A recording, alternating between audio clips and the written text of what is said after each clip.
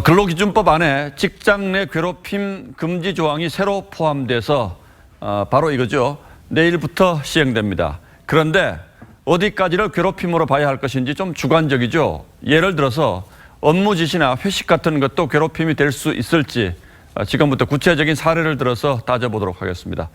자, 강동원 기자. 예. 이 직장 내 괴롭힘의 구체적인 기준은 어떤 겁니까? 사실 좀 애매합니다. 이 괴롭히는 방법도 다양하고요. 예. 이 피해자에 따라서 받아들이는 강도도 다르니까요. 자, 그래서 고용노동부가 이렇게 매뉴얼을 내놨는데 첫째로 직장에서의 지위나 관계 등 이 우위를 이용해야 합니다. 둘째로는 업무상 적정 범위를 넘어야 되고요. 마지막으로 피해자에게 신체적이거나 정신적으로 고통을 줘야 됩니다. 자, 이 세 가지를 모두 충족시켜야지 이 직장 내 괴롭힘이 되는 겁니다. 자, 그렇다면 예를 들어서 예. 퇴근을 했는데 직장 상사가 메신저를 통해서 너무 자주 업무 지시한다. 이것도 괴롭힘이 될 수 있습니까? 예, 그건 직장 내 괴롭힘이 충분히 되는 조건입니다. 지시는 직장 상사가 할 테고 이 업무 시간을 지나서 한 거니까 이 업무 적정 범위도 넘는 거죠. 자, 그리고 한참 쉴 때 업무 지시를 받으면 스트레스를 받을 테니까 이 정신적으로도 고통을 주는 겁니다. 예, 그럼 뭐 우리가 흔히 겪는 일이긴 합니다만 예. 부서장이 오늘 회식 있는 것 알지? 전원 다 참석해야 돼. 이렇게 말하는 건 어떻습니까? 그것 역시도 강요로 받아들여지면요. 직장 내 괴롭힘이 충분히 될 수 그렇군요. 있습니다. 또 늦게 왔다고 술을 강요하는 이른바 후레자 삼배 같은 관행도 마찬가지입니다. 자, 왕따를 시키거나 욕설을 하는 것 역시 당연히 법에 접촉이 됩니다. 반면에 업무와 관련된 질책을 하거나 이 과도한 업무를 주고 또 인사평가를 낮게 줬다고 해서 직장 내 괴롭힘이 되는 건 아닙니다.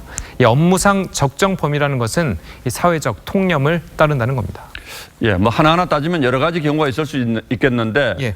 그런데 문제는 이걸 입증하는 것도 쉽지 않을 것 같은데요. 예, 맞습니다. 당연히 기록을 좀 정확히 해야 됩니다. 예. 몇 월 며칠 어디서 누가 어떤 행동을 했고 그때 누가 같이 있었다 뭐 이런 식으로 정확히 적어야 합니다. 그리고 정신적이거나 육체적으로 상해를 입었다면 병원에 가서 진단서도 뗄 수 있습니다.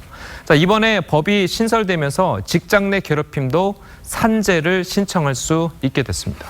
예, 뭐 큰 변화군요. 예. 가해자는 그런데 어떤 처벌을 받습니까?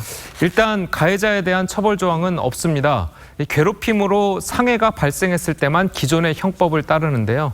자, 그나마 강제성과 처벌 수준이 가장 높은 조항은 피해자나 신고자에게 회사가 불이익을 주면 3년 이하의 징역이나 3천만 원 이하의 벌금에 처한다는 내용입니다.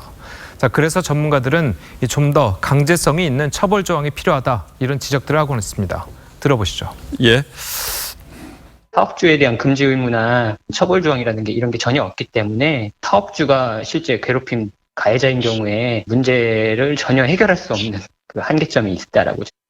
예, 방금 들어보신 이런 한계도 있고 또 뭐 당장은 이거 수용하기 어렵다 이런 분들도 계시겠습니다만 예. 자, 어쨌든 우리 사회가 또 한 발 진전하는 이런 계기가 될 수는 있겠군요. 예. 예, 강동원 기자 잘 들었습니다.